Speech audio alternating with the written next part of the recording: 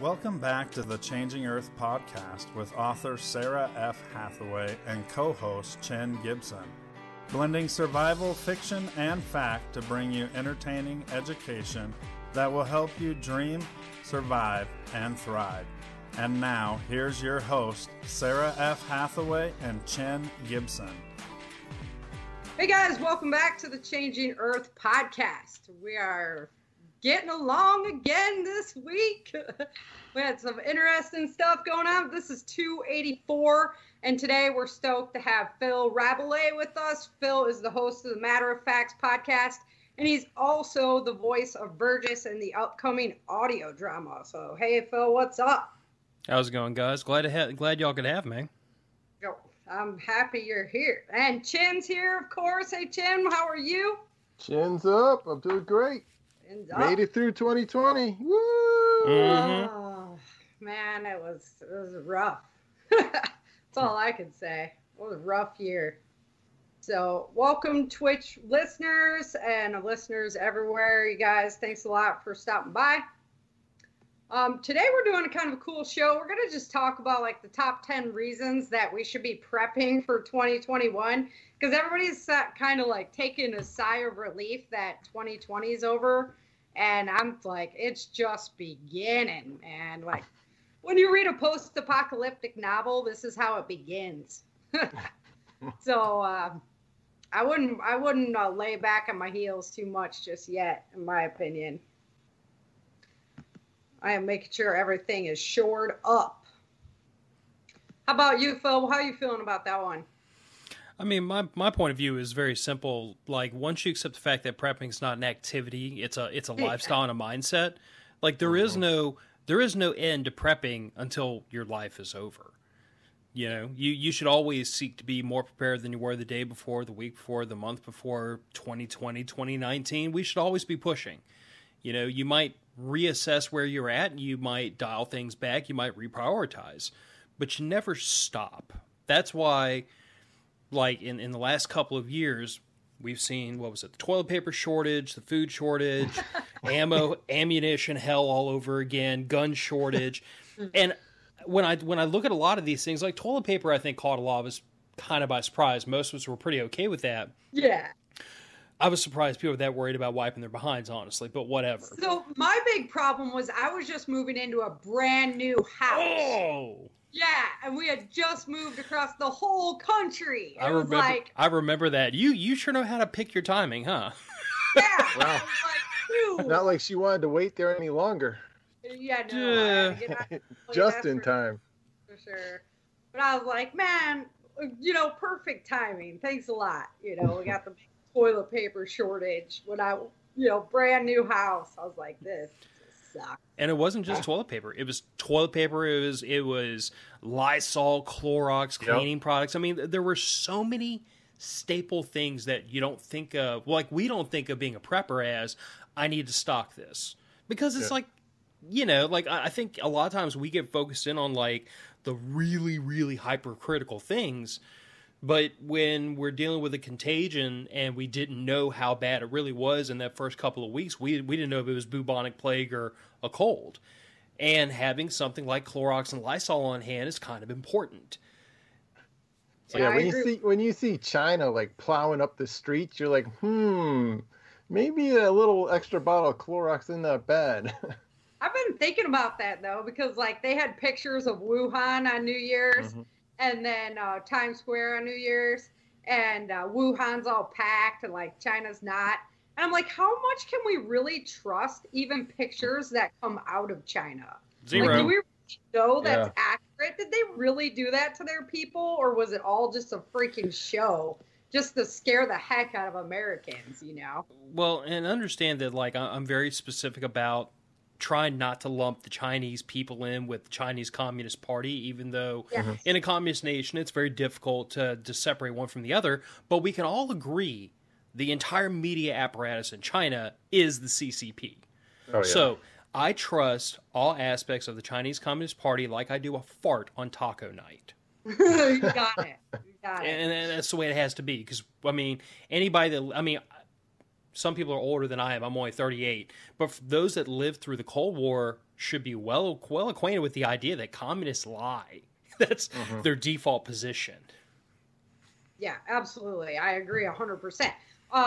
Most of the time it's, rely on our actions, not on what we're actually Words, coming out of our mouth. Yeah, because you just can't trust that. So it's interesting that everybody like believes that their government would be like have their best interest in mind, or just they're looking out. Dr. Fauci. They care about the old people. No, they don't. They don't care, dude. You mean people still believe in fairy tales? Wow. Yeah. They're like it's like about greed. That's what it's about. So I don't know. Greed and self-preservation. Mm-hmm. Yeah, hard time with that.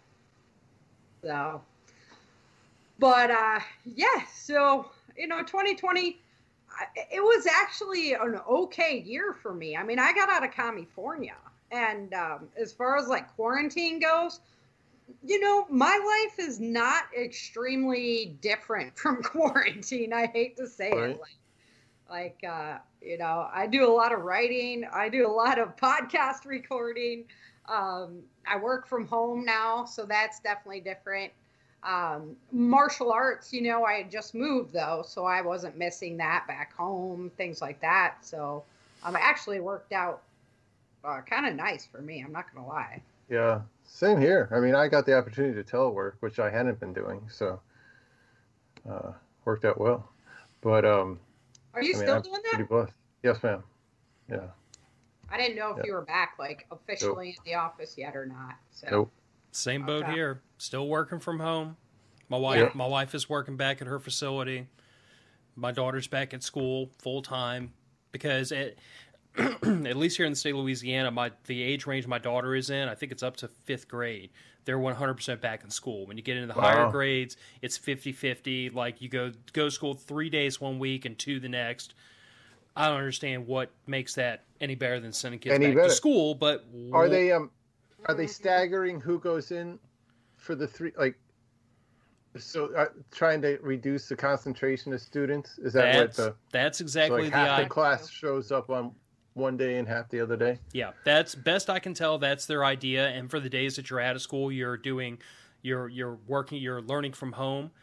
I mean, I've been very critical. Right. I've been very critical of that though, because I mean, just in this school year, we're seeing rates of, academic performance being much lower than they used to be. We're seeing the effects of the disruption to the education system and to so many other in social services. We're seeing, and I can only speak from my own state because this is what I'm familiar with. Right. But I mean, we're seeing rates of depression, anxiety in teens much higher than usual. Suicide, drug addiction much higher than usual. I mean, we're social creatures. Yeah, we need the socialization. Yeah. Well, most of you are social creatures. I'm a hermit, so this is kind of my default. Yeah, this is my big social hour, like right now, and training. I mean, all the training that I do. That's my big people interaction besides at work, So, but that's like, I don't know, just talking to people because that's what I'm paid to do. So, but yeah. No, but I mean, it's a great point you make, though, that, like, honestly, I mean, 2020 was rough, but it's like I had to tell my wife the other day because we were talking about it. And I'm like, 2020 wasn't the worst it could have been, I mean, look for the silver lining in that. My daughter, I was her teacher for the last 3 months of last school year. She was right here with me while I was working at my day job. She was at a desk right behind me. My wife and I were kind of tag teaming being her teacher. My wife worked from home for several months.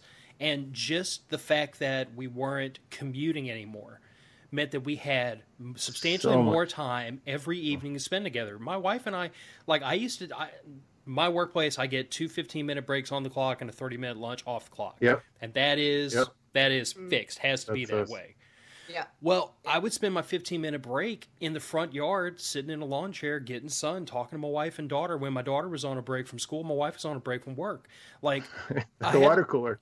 Yeah. Well, but it's like I told my wife, I'm like, if you think about it, we had more time together during the quarantine because we didn't have all the extra functions and things to do. We there was nowhere to go.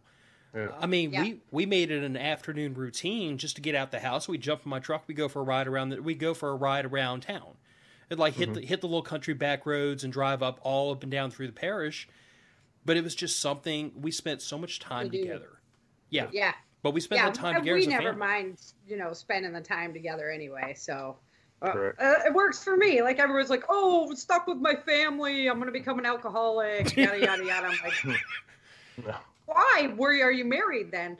And for me, my youngest son Christian, like he did have a hard go of it. He's a very social dude, and new place. We were hoping to move here. He'd have a little bit of the school year left, so he could make friends before the summer hit, and then we move in.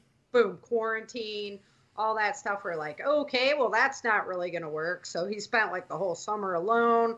Luckily, I've got my good friend George Hart over in Dallas. He's got a son who's like the same age, so we'd get together when we could. But still, it's not like the neighborhood kids, go be able to go ride bikes. But then nobody was doing that anyway. Like they were all freaking out, fearful, so they didn't want their kids out there anyway. So I was like, well, it is what it is right now. Too much dang YouTube, I'll tell you that much. So, yeah.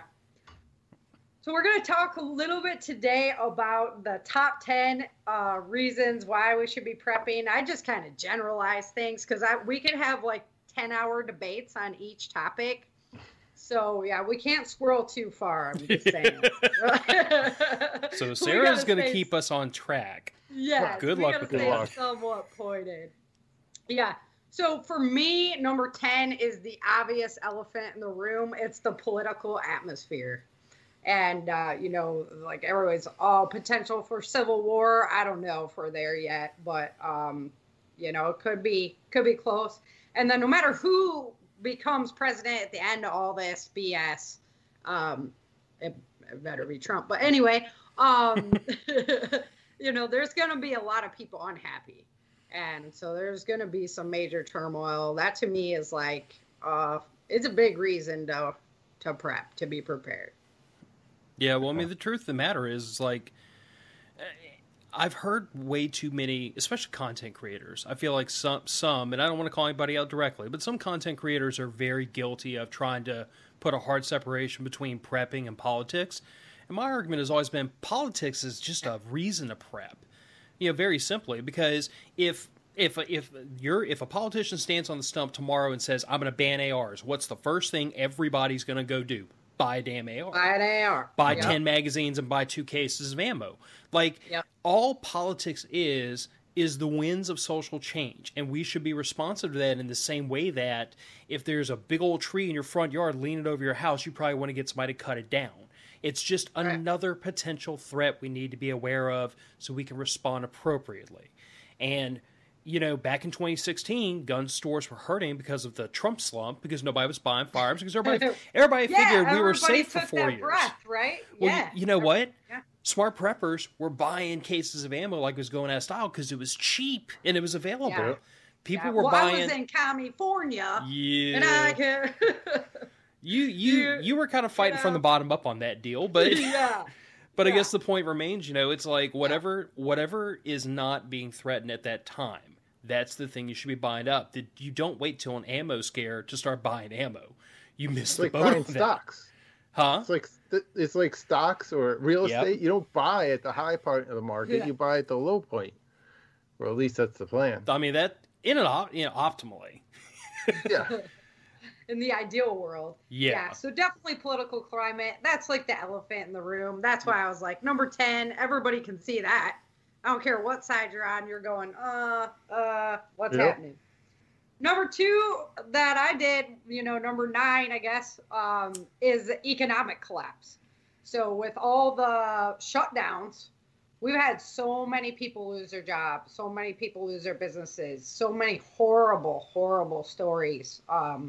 In the insurance industry, they're like, well, do I get coverage because we couldn't even open our doors?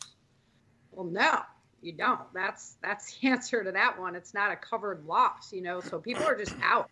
Anybody that owns B&Bs, hotels, things like that, they got slaughtered this year and on a massive scale. Restaurants, any small business, really. It's so sad. People work their whole life. Do you see the ADP, the payroll company? They said 20 million jobs were lost in the U.S. from companies under 500 people. You know, like small business, less than 500 people. There are 20 million jobs lost. Wow. And people need to be really concerned about that because, I mean, when a major corporation sheds jobs, that tends to be a little bit spread out because most corporations are, you know, built that way. They have lots of little footprints all around the country. Most small businesses are very regional and very local. They might have a couple of chains. They might be a mom and pop. So when that one business shuts down and sheds 20 jobs, it's in one little area, one community.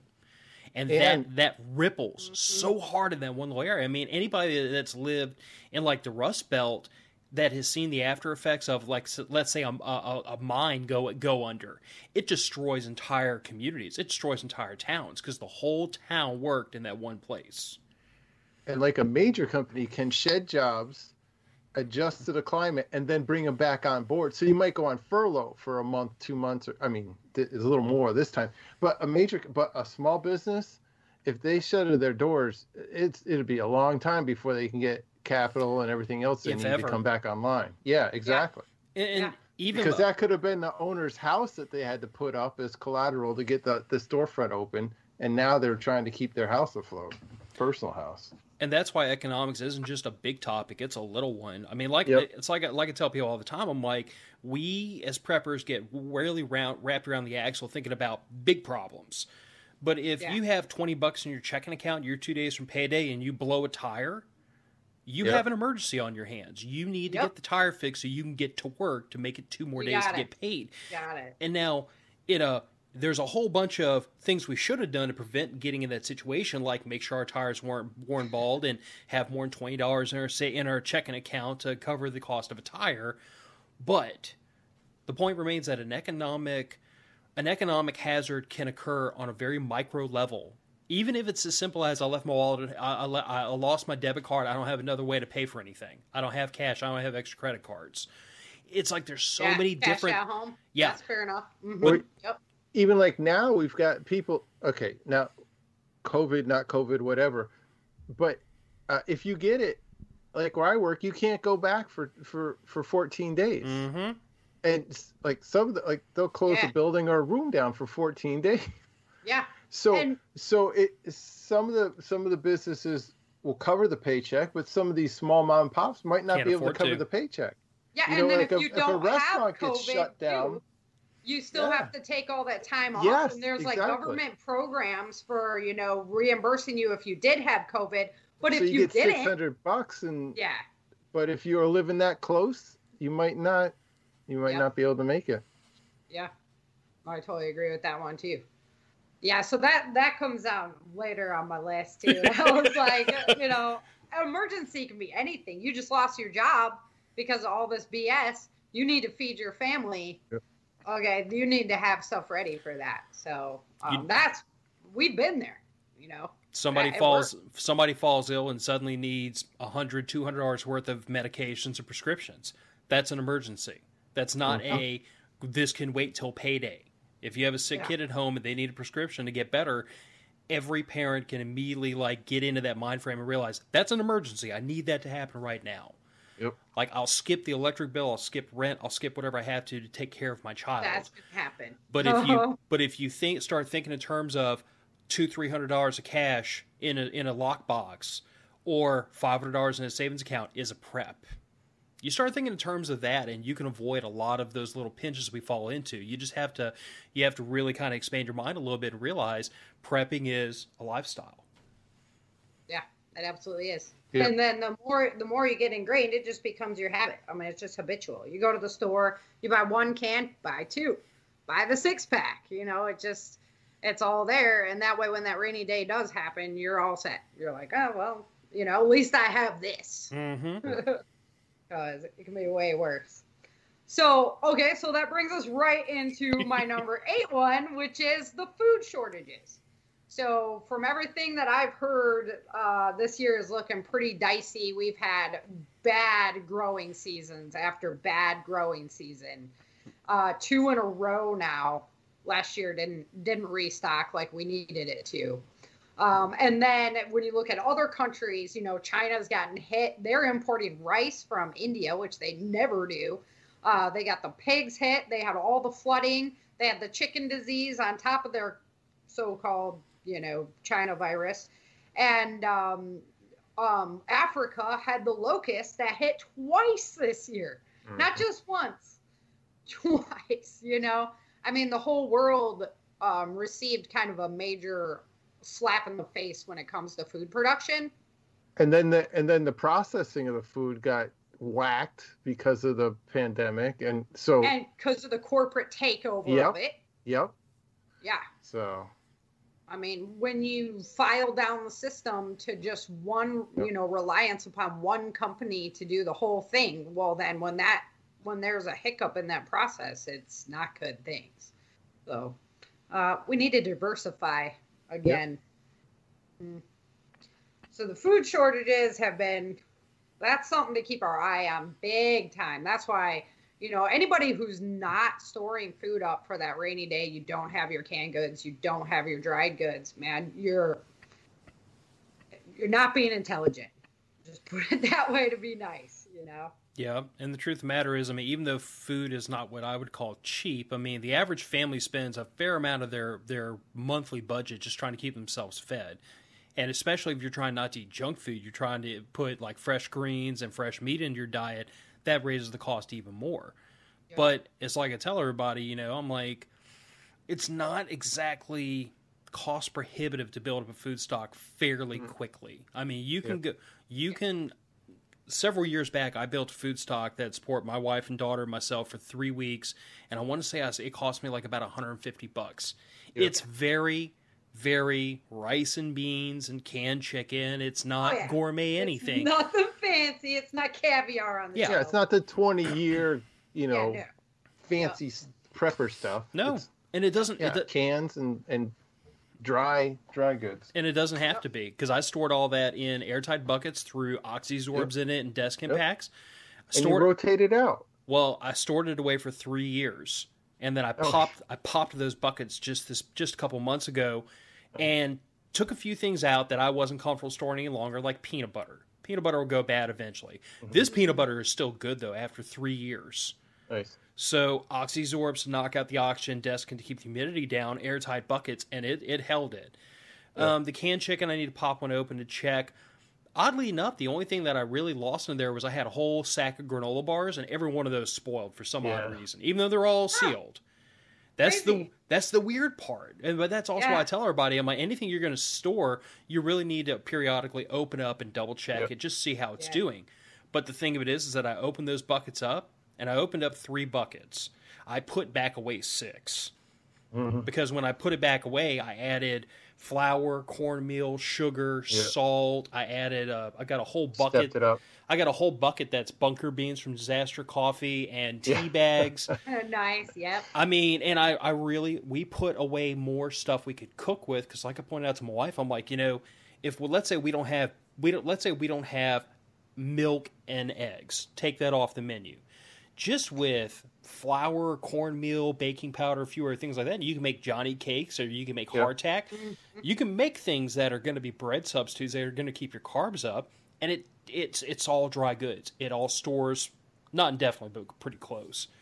But I tell everybody, I'm like, if you don't have 3 weeks of food separate from what's in your pantry, you are way behind the curve, and it's too cheap and too easy to make that happen. Yeah, there's really no excuse. You go to like a Sam's or a Costco, any restaurant supply store. I mean, dude, you can buy flats of vegetables for like $5. You know, you're really making excuses if you don't have it stocked. Yeah, I mean, and if you want to forego the oxysorbs and the airtight buckets, you know, you want to do this on the low-tech way, you can go get a bunch of, like, what are the Sterilite bins from Walmart that are like $10 or $15 each. And all you're going to have to do is you're going to have to swap your food out more often than I do, because you can't keep it airtight. So you have to swap your food out every 6 months, 6 to 12 months instead of every couple of years. But if you're buying what you eat and storing what you eat, there's no problem in doing that. And then you can rotate it out. Yep. Exactly. There's But Phil, Well, you and that's I what do with my both live in like coastal regions, so that hurricane thing has been beaten into our head for years. You know, to be able to live out of your pantry for a couple of 4 weeks weeks. because so Well, this. And for any of your listeners that aren't familiar with like my backstory, prepping, I really became a prepper during Hurricane Katrina, and my family was largely untouched by Katrina. So we were fortunate not to have been thrown to the wolves, but I still looked around and it got the gears turning. And this is after a literal lifetime spent growing up on the Gulf Coast, where we deal with like every hurricane season. You check the batteries in the flashlights, you get your dry goods put away, and this was an every year experience for me growing up. All Hurricane Katrina did was show me how much worse a hurricane could have been than what we were prepared for, and I went down the path. That's what we did. We had Hurricane Floyd here in South Carolina, and we weren't really affected, but it showed us what an evacuation is like 24 hours in the car, which you don't want to do that. And it also showed me, but you don't want to do that. That's on the interstate. That's not like, 24 hours to get to Walt Disney World. That's like just sitting on an interstate.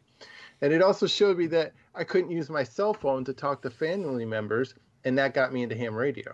So that got the comms up. And then after that, I'm like, well, I might as well just be a prepper, That makes sense, actually. It makes a lot of sense. Yeah, I couldn't get a family member on the phone because they were all overloaded. The circuits were overloaded.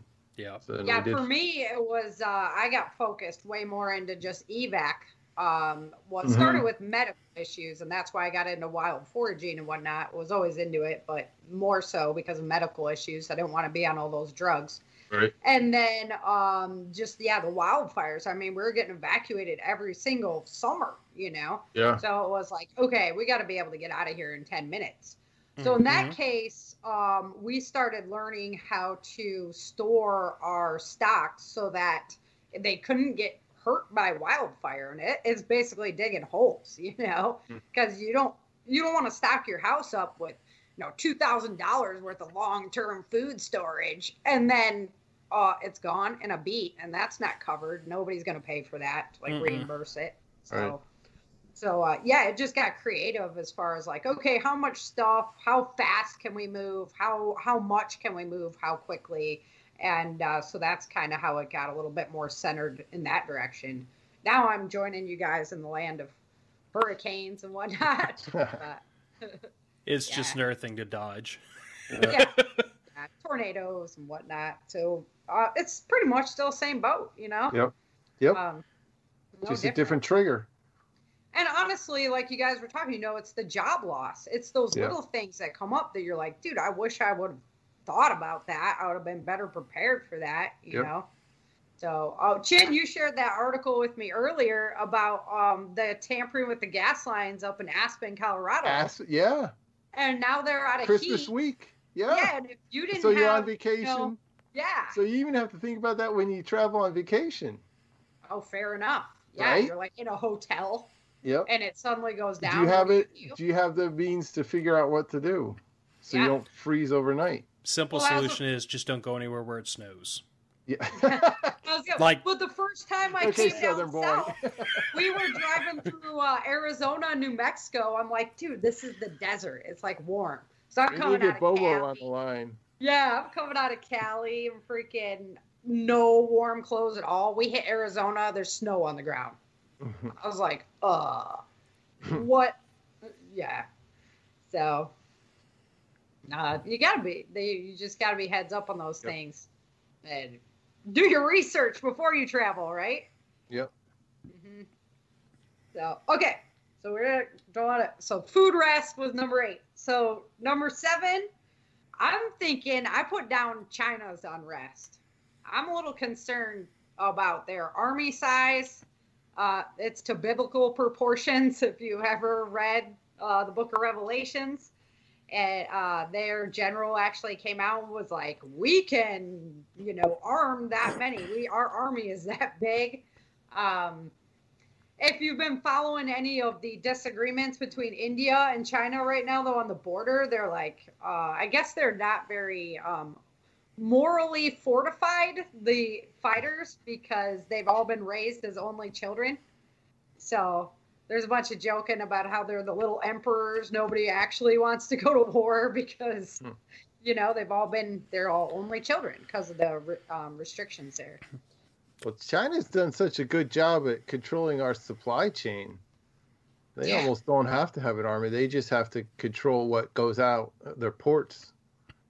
And biowarfare. Yep. Well, and to all cyber that warfare. To all that end, if the two of you haven't heard of or read a book called Unrestricted Warfare, have y'all? Okay. I've heard of it. I've heard of it, but I haven't read it. Researched a lot, but I haven't read it through myself. You can find it on Google if you go looking for it. It was published by a pair of PLA, which is People's Liberation Army colonels in 1999, I believe it was.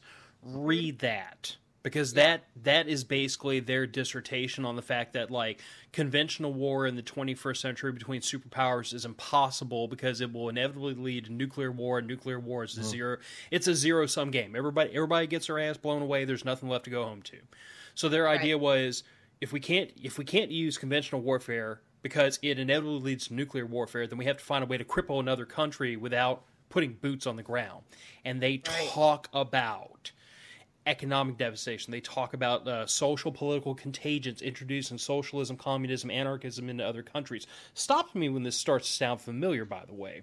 They talk about releasing biological contagions into the wild to decimate other countries and provoke political responses.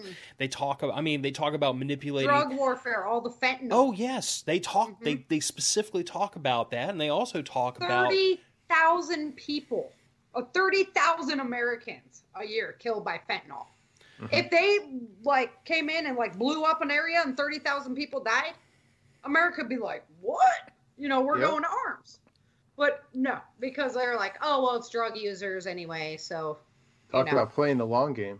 Yeah, but therein lies the thing of it. I mean, when you read that book, you really start to view world events in a little bit of a different methodology. Yep. Yeah, it also makes me wonder what the CIA's been up to in other countries for the last 20 years, but we're not going to go into all that. We're not going there, squirrel. That's a whole other show, and my assigned NSA agent is already cringing listening to this. We went there a little bit last week with the video we were discussing, so you guys can go back and check that out. But yeah, we were talking about the unrestricted warfare and all that as well. And so China definitely had to make the list. They had to, because if you don't realize, if you don't realize that's a threat, then you're already behind the 8 ball. Okay, the polar shift. So I don't know if you've seen this, but we are having a pole shift right now. It's happening, and it's messing with our the magnetism of our planet. We've got a lot of different earthquakes, all the volcanic activity. So all this is supposed to just kick up. They don't see it slowing down basically at this point until we have the, stabilization of where that pole ends up and the Earth kind of settles down. This is just normal Earth process. It's not like, oh, the humans were dancing too fast and we set it spinning weird or something. Too many Chevy Tahoes driving on the interstate. Yeah, this isn't. This is just studying the planet. Hey, these things happen. Luckily, it happens slow most of the time. They don't know if it happens, if it were to happen quickly, what would that do kind of thing. So we'd all be the experiment then. But, big point of my preparedness is that we live in a very artificial society right now. And if we don't understand how to stay in tune with our planet, we're not going to be able to adapt fast enough when these changes happen, if we'd be able to at all. Anyway. Mm-hmm. But at the same time, I mean, I had this conversation with somebody kind of in the same vein. We were talking about this past hurricane season, how we had more named storms than most people can remember in their lifetime. Yeah. And we had more severe storms strike Louisiana specifically, but the entire Gulf Coast from the Corpus Christi area all the way to the Florida Panhandle, more of that happened than most people can remember in their lifetime. And the thing I point out to somebody was, I'm like, but you have to stop and think about this. In 2020, we have access to more information, more radar satellites. We have information to more. We've access to so much more information to predict and see these threats coming towards us than we ever had 20 years ago, much less 50 or 100. So yes, there may be more threats on the horizon, and this polar shift could very well be feeding into a lot of the weird weather patterns we've seen. But we also have more information available to mitigate the risks. Like, I can't remember what country it was, and one of you might remember, but I saw a news story just today. It was a community someplace that was built at like the foothill of a volcano that had gone dormant, and it suddenly started waking up. And everybody's really nervous about this for obvious reasons. But my thought is, 100 years ago, those people wouldn't have known anything was going on until there was fire in the sky and magma coming down the side. Right. You know, so yes, we have more threats we have to be aware of, and yes, the weather and the associated patterns within the Earth are going to be very odd and energetic for the next several years potentially. But we have more information to see that coming and mitigate it and get the hell out of its way when possible. It's true. It's true.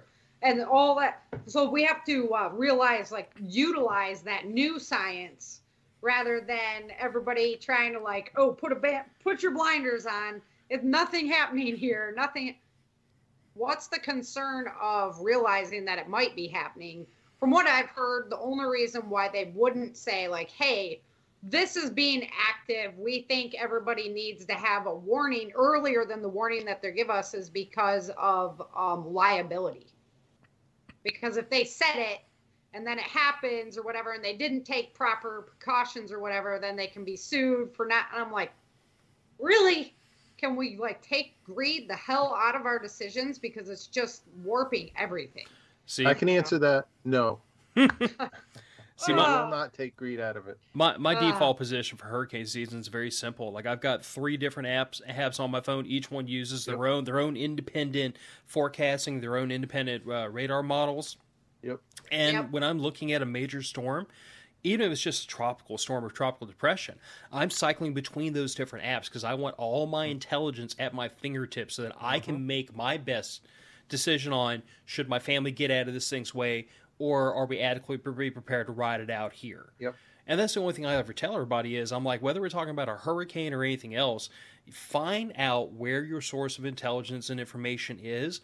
Find out other sources of information and intelligence to either refute or collaborate with what you already have. Get all that pulled together, and you can start making intelligent, data-driven decisions. You just have to find the information. Yeah, and know, like, ahead of time where to find that information. Yep. Don't wait for that last minute. Oh, no. And know what's good, clean information. Yeah. As opposed to fake news. This is also why I tend to go straight for the radar model. I tend to go straight for the radar. I don't. Yep. There are very few, especially like meteorologists. There are very few meteorologists I put a lot of stock in. But if you can get enough information and you kind of invest yourself in learning it, I mean, call it what it is. Meteorologists, they're not divine. They don't work by divine divinity. They went to school to learn how to interpret this information. You can learn it too. And most of the time, they're just being fed from, like, the National Weather Channel or whatever. Anyway, it's and now, like you said, they're not even doing very much work. We have access to a lot of the same tracking models, those spaghetti models and everything. So you're looking at almost the same stuff. That's so true. Yeah. So true. So okay. So next on my list was the reliance on technology, but not only our reliance on technology, the technological takeover of jobs. Yep. So they're just, we just lost how many jobs because of Corona and everything, and just the more and more they advance technology, the more and more positions we are going to lose. Well, so we need to.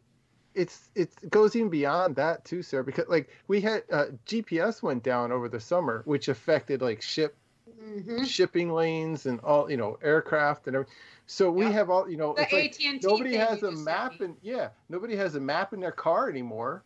And what if they're out on vacation again and their iPhone is just a brick? How do you get home? Does anybody know how to read a map and get back home? Me. Yeah.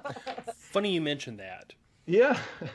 This is not my current iPhone. This is my old iPhone. But I have an app on here that has onboard maps, and it works off of GPS. So this goes with me wherever I go. Because even if the GPS goes down, I've got onboard maps, and I know how to read them.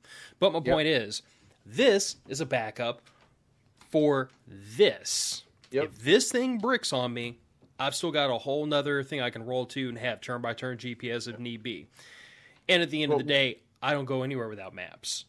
I mean, we are so reliant on technology. I mean, Siri turns on people's living room lights, right? I mean, it's getting ridiculous nowadays. It's like, Siri opens the car door for you if you're driving a Tesla, and then it turns your living room lights on and starts a coffee pot in the morning, and it's getting really. So you'll lose your job, but you'll forget how to live your life. How's the water going to get turned on in the shower without technology?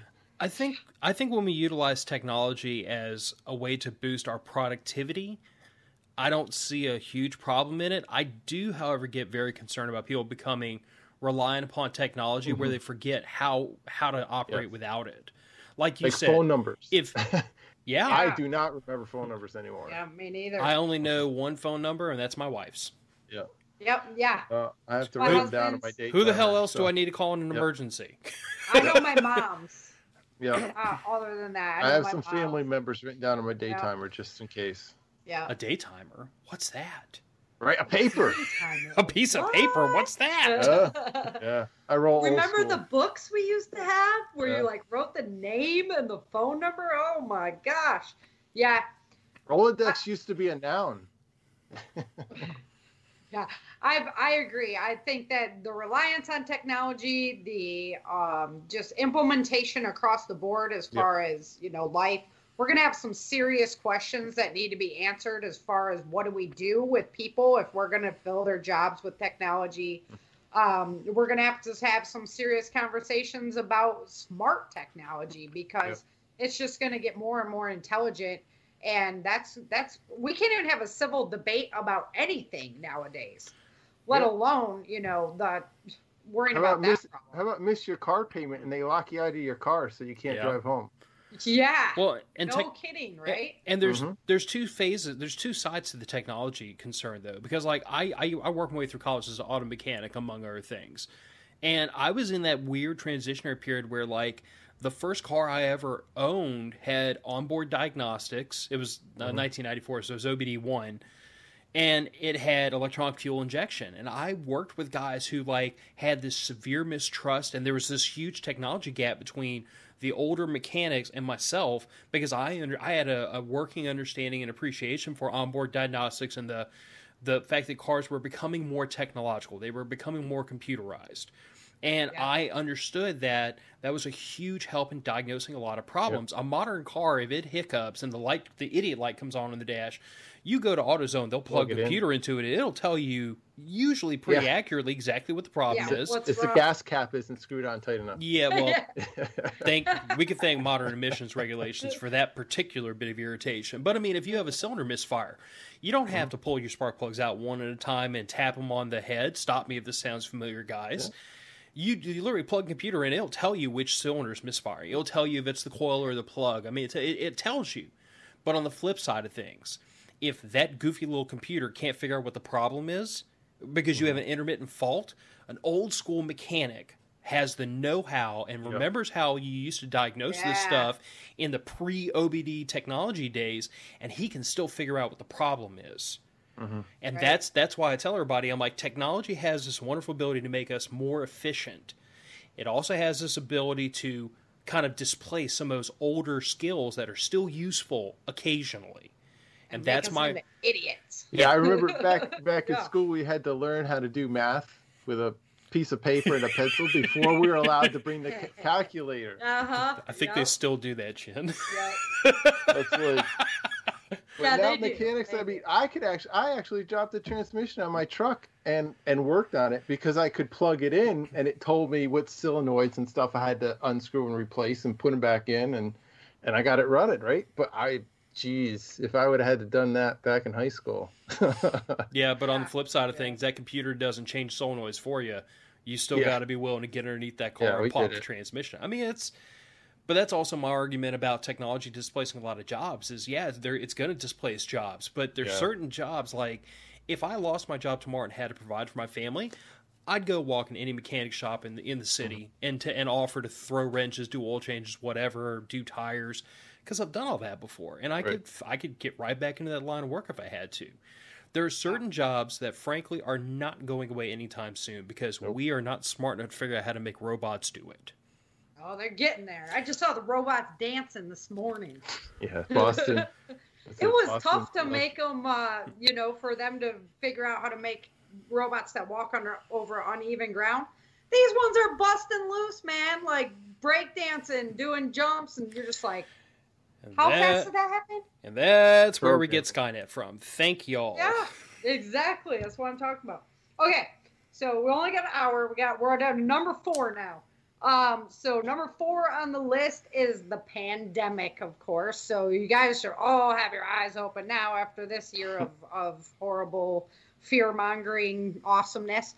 But on the pandemic topic, my concern is that if there is this conspiracy or whatever, you want to say about it, that it was unleashed on purpose for a pointed reason to take economies down, which it absolutely did. Yep.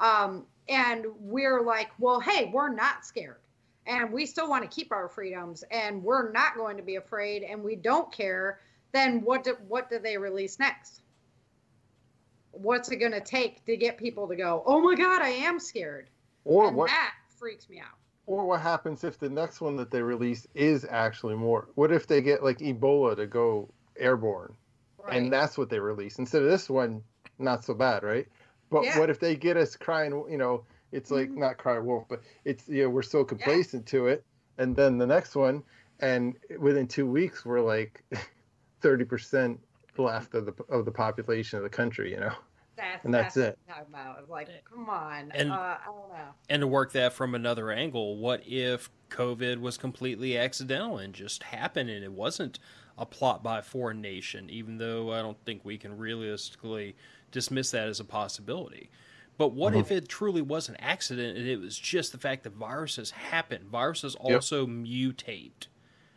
So there's nothing to... I mean, we're already hearing reports of this mutated strain, and nobody seems to know what's going on with that. But the thing I always point out to people is, I'm like, what if the virus is not the biggest threat of the pandemic, and it's the fact that bureaucracies and governments around the world will utilize any excuse to grab power, and they don't give it back willingly. Yeah. So even if the virus is a total accident, and even if the virus is not the most dangerous thing to come of all, the pandemic, if the governments around the world use this to seize power and don't give it back to the people, then that is another consequence. And what have they learned from this go-around? Well, they've learned what they have every other time there was an emergency, that people are stupid and will give up their rights at the drop of a hat because the TV told them to. And with the right words said at the right time, they can take control. Fear. That's not a new lesson, though. I mean, let's call it what it is. Prohibition, gun control, putting Japanese Americans in internment camps. Yeah. Putting Jews who's in the Warsaw Ghetto. We as humanity have already proven many, many times we'll do stupid things because of fear and because of misinformation. The problem is that the people who are not so easily swayed are not the majority. Mm-hmm. Yeah, that's true. This is me being a bit of a this is me being a bit pessimistic of my of humanity because as a whole. Who invited Phil on this show? Yeah, you just know it because you're the history buff. And your belief is that it will repeat itself no matter how educated people are. And that was profound when you told me that. I was like, you know what? You're absolutely right. Yeah. It doesn't matter. I mean, people are just dumb enough to do it again anyway. Until human beings appreciably evolve, history is going to repeat itself. It's not it's not an if. It's not optional. It's going to happen. And how do you prepare for that? Right? I mean, because you can see. So history book can tell you that too. Another reason to prep for 2021. Alrighty, so number 3 on the list is the CME issue. So the sun's been crazier and crazier, and Suspicious Observers, I don't know if you watch them. He does some awesome space news stuff and great information. And he just put out a 3-part video on the threat that's coming at us pretty quick before 2030.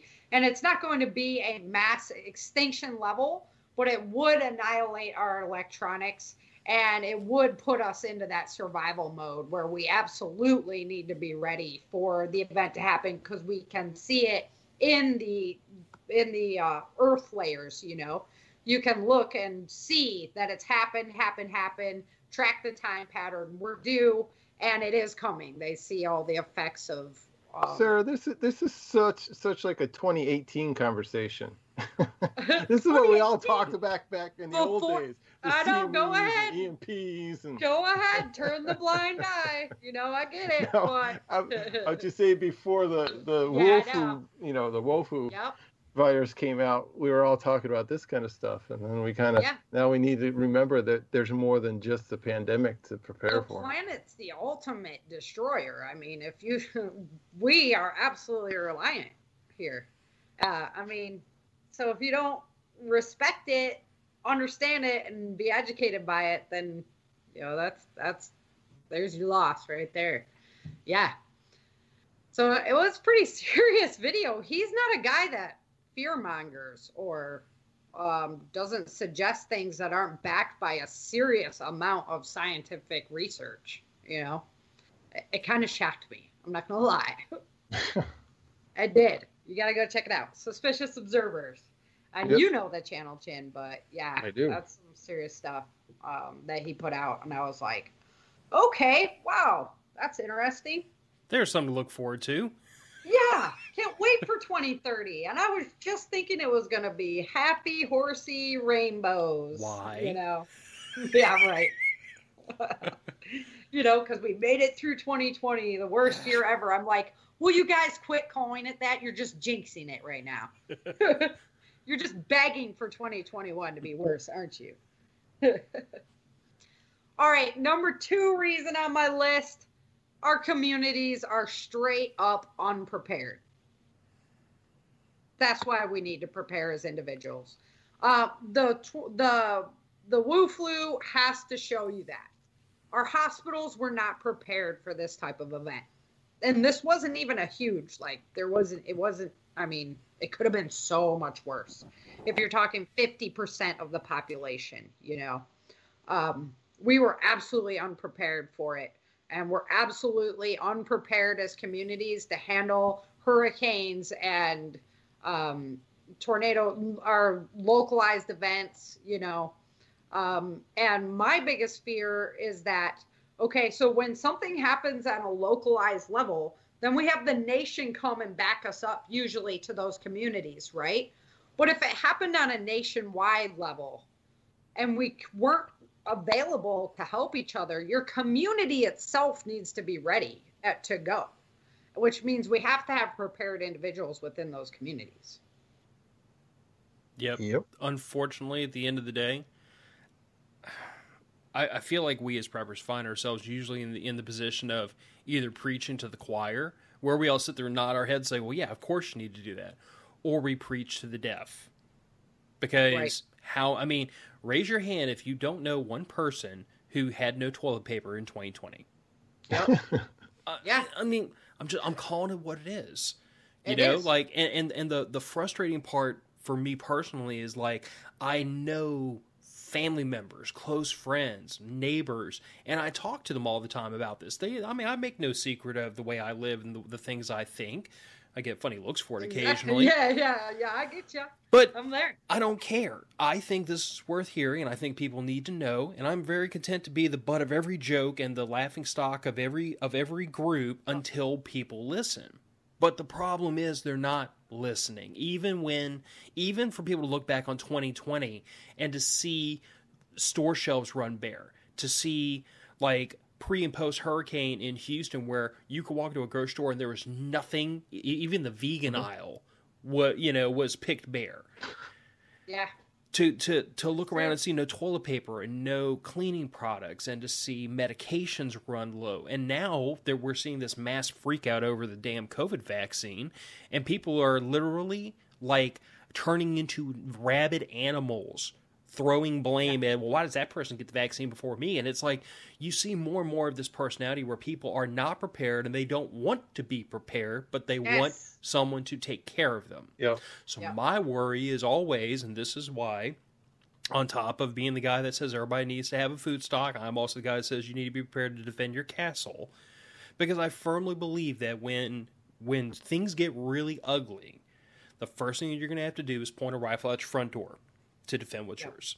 And I thought you're supposed to call 911, Phil. Nope. I don't call 911. I call 9 millimeter. I agree, and I'm really, really saddened by that. Because at the end of the day, it's an individual choice on what, if they're going to remain civil or not. It is absolutely an individual choice. Like, do I just break and go yelling crazy because I didn't get my way or whatever? Like, you see all these videos online and stuff. At the end of the day, it's going to be everybody's choice if they want to remain civil or not. And having those prepared communities is going to make it just easier to remain civil. Yep. But I'm with you. And do you want to dedicate some of your time, instead of going to the movies or the ball game, to actually, practicing, self-defense, or practicing food storage, or practicing this, that, or the other, right? How to grow a garden, all that stuff. Because these people, the hurricane comes and they want to wait for the bus to take them out of town, right? They didn't. Yeah. What are they doing to take care of themselves? That's what I've been saying.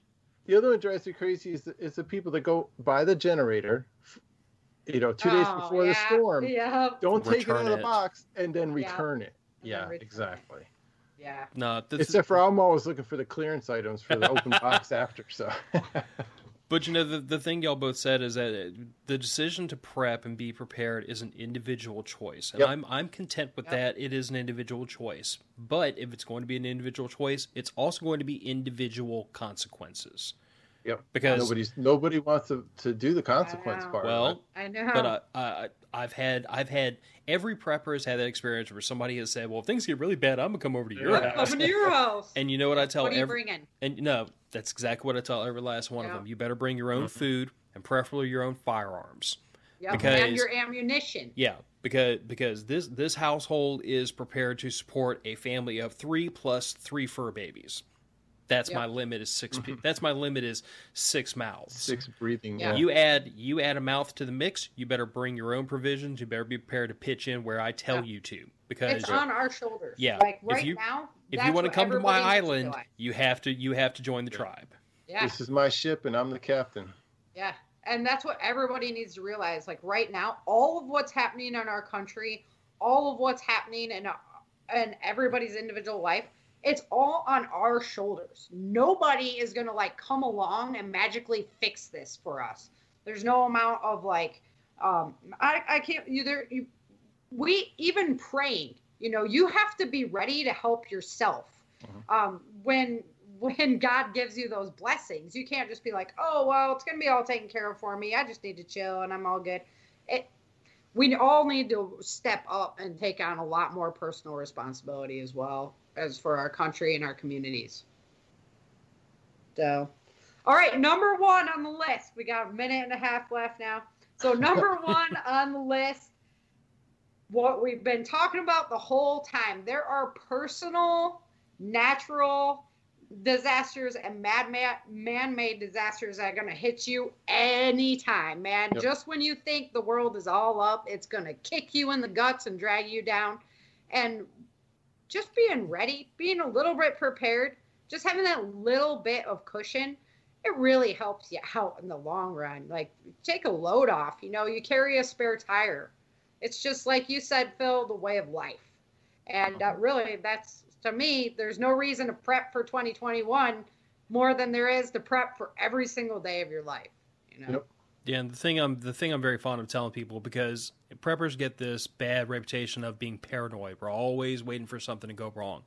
But the thing I point out to people is, I'm like, no, being a prepper means I don't have to be paranoid. Like, when I started hearing about people telling me that, oh, well, you can't buy toilet paper anywhere, I'm like, well, that's great. I got 2 cases. Who cares? Yeah. Oh, well, did you hear about the meat shortage that's coming? I'm like, that's great. I got, like, a freezer full of friggin' ground beef and chicken breast. You better be ready to can that stuff if you have to. But I guess that's my point, though. Is being a prepper means you don't have to worry, because you've already done the planning ahead. You're already prepared for something if it goes bad. It's done. It alleviates all the worry. I don't really worry about and freak out about like a home intruder in the middle of the night, because I live in a good neighborhood. I lock my doors. I lock my windows. I secure my house every night. And I've got a very large dog and a very large Army vet and lots of guns. I mean, I've taken some steps to mitigate these different concerns, so I don't have to worry about them any longer. You worry when you're not prepared to deal with problems. Or you don't worry because you're not prepared to deal with problems. Yeah, you're like, whatever, ignorance is I wasn't bliss. ready anyway. Yeah, right. But I mean, the little personal tragedies and emergencies are the ones that people lose sight of. If you've got a gun behind every door and a tourniquet on every dresser, but you don't have a couple months supply of food. Yeah. What happens if you get hungry? How do you marinate that tourniquet? No, I was actually just packing up something. I was taking my rifle out to the ranch, and I'm like, "What is this in my purse?" Oh, it's my tourniquet. It's all like wedged up in there. I'm like, oh yeah. Now I put that one there. Yeah, just gotta have them on hand. I was like, hey, that's a great thing to have out there. But it could it could be for an active shooter. It could be for a car accident, right? I mean, it's not like Phil and I have, storm preps, but heck, it turned into pandemic preps this year, So they cover a wide gamut of situations for the most part. It's true. Everybody just, it's just a good idea. I have one friend back in Cali, and he's never even been camping before. So every time I went to martial arts class, I used to give him the prepping tip of the week, right? Like, one thing that just hang on to this, And when I talked to him today, I was like, dude, if you're not seriously taking steps right now, you are just, you don't deserve anything when things do go down. Because if you can't see it smacking you in the face right now, you just don't ask anybody to save you when you knew it was coming and you didn't freaking take the steps to be ready. Well, like Phil corrected us a little bit ago, we were like, yeah, this happened. He's a little historically this has happened. So It's nothing new. Yeah. No, and I mean the truth of the matter is that to me to truly grow as a prepper is to have your preps tested or your methodology tested. And there's no shame in admitting I got broadsided by that. Like, my family had plenty of toilet paper, plenty of food, plenty of bullets. We had plenty of everything. But you know what? There were one or two little things that like we kind of got hit sideways by. Like, it's just things that we didn't plan ahead for. And fortunately, we had enough to get by, or we had some alternative worked out. I think it was rubbing alcohol. Don't ask me how in this house we managed to not have like a gallon of rubbing alcohol lying around. But I think at one point I went looking for some, and I just got through using a whole bunch of it, like to clean off AR parts or, degrease something, and realized I didn't have any more. We had to go out and find some. But it's just one of those things where it's like, if your preps get tested and you see a shortfall, then that's just your opportunity to get better prepared next time. And you weren't starting from zero. You had other things, so you weren't like overstressed about multiple things not going wrong. You were just like a little concerned because of one item. Well, and to be fair, I mean, it's not like I didn't have like 400 alcohol prep swabs, underneath a sink someplace just for an emergency if somebody got an infection. Yeah. It was one of those things where it's like, I want this, I have this and it works, but I'd really rather have this and I don't have a gallon of that lying around. So that might be something to put away for later. Yeah, and in a bigger, in a bigger pandemic situation, you would have had to set up like the plastic quarantine rooms and serious things like that. And I was not ready for that. Yeah. I do have like suits and stuff, but because of my move, we moved a long way. Mm-hmm. There's things we had to thin before we came, and we couldn't bring it all. So, when things like that arise, that was for me, the biggest understanding was if it was bigger than what it was, we would not have been able to handle it as easily as we did. And also during the pandemic, I heard a lot of people like, oh, well, I don't have to go out and buy that because I'm going to use all my preps right now. And I was like, don't use all your preps right now. Well, you still can. You can still go buy it, right? Yep. Go buy it now and save that for if it gets really bad, because we are not there yet. Like, we've been so pampered and babied that when we get a little hiccup, we're like, oh, it's the end of the world, the worst year ever. Dude, World War II, Spanish flu, these things were way worse. Black Death. Yeah, right? And people took it in stride. They made it through that. So, so that's one of the things that I would think about. Well, I mean, I hate to keep drifting back to toilet paper, but it's such a damn good analogy. But I told my wife all the way through the toilet paper shortage, I'm like, if you see like a low pack toilet paper on the store shelf, buy it. Yep. We're both still working. Well, we still are, and we at the time neither one of us had our pay impacted. I'm like, we're both still working. We live on a budget. We control our debt. We have some extra money. So if you see toilet paper, even though we have plenty, grab it in our pack. If you see stuff and you think to yourself, we don't want to run out of this, grab it. It's not panic buying. It's not like we're going into the store and buying. We did the exact same thing. We're not buying 20 cases of everything, but we don't want to get down to zero. So as long as we're using toilet paper, we should continue to buy toilet paper at the rate we normally would. The whole point of the preps is that that's what you fall back on when you can't restock anymore. Yep. That's not I could just live off my preps. It's like, you don't want to have. Do you not remember the beans and rice conversation earlier? We don't want to live off of that. That just shows the maturity of your prepping, how you are prepared and your mindset is matured to that level. You're not just the fancy, we have just using up your stock. That's not the philosophy of prepping. That's the glory, the fun part of shooting and stuff. No, my preps are just like the ammunition I have in my magazines. I could go to my grave very happy, never having had to use it. Yep. But if God forbid the day comes I have to use any of it, I want it there and I want it to work. But the goal is to not have to need it. Right. It's weird. It's like buying insurance. Yep. You spend a ton of money on it. Yep. You hope to God never need it. Oh, those insurance agents, man. Yeah, those darn insurance agents. But that's what preps are. Preps are insurance. Yep. Self-insurance. Yes. Yeah, absolutely. All right, Phil, well, thanks for joining us this week. You are more than welcome to come join us any week you want to.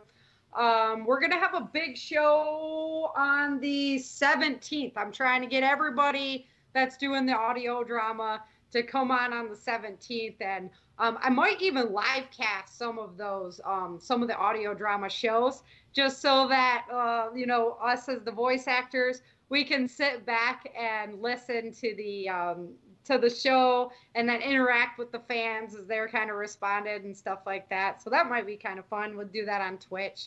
We'll see what happens with it. But on the 17th, we're hoping to get, a lot of good amount of people that are all voice acting and just kind of have a fun show. Anybody who's interested, if you sign up to my membership program online, you get a week early access to the audio drama.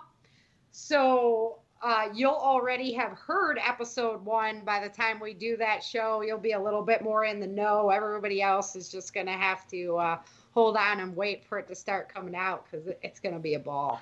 So, yeah. Sounds like a good time. Appreciate y'all having me. Yeah. Why don't you go ahead and let everybody know where to find your show? And since they already made their way over here, they know where to find me. So go ahead and let them know where to find you. Matter of Facts Podcast. You can search for that on iTunes, Stitcher, Spotify, and probably a half dozen other places I've forgotten about. MOFpodcast.com. We're on Instagram and on Facebook until they finally kick us off and then we'll be somewhere else. And then we'll be just somewhere. That's why it's important to sign up to our websites, everybody. Become members, get newsletters, because, you know, we don't know where we're going in the future, and we don't want to leave you. You know, we try to produce a lot of information and keep you well informed, keep you well prepared. That's our mission in life, and we would hate to not be able to do that anymore. So, right? So, okay. Well, thanks, guys, for joining me. As always, Chin, always a pleasure. So until next time, remember, dream, survive, thrive. Thank you for joining Sara and Chen for this episode of the Changing Earth podcast at www.authorSarahFHathaway.com. If you love the Changing Earth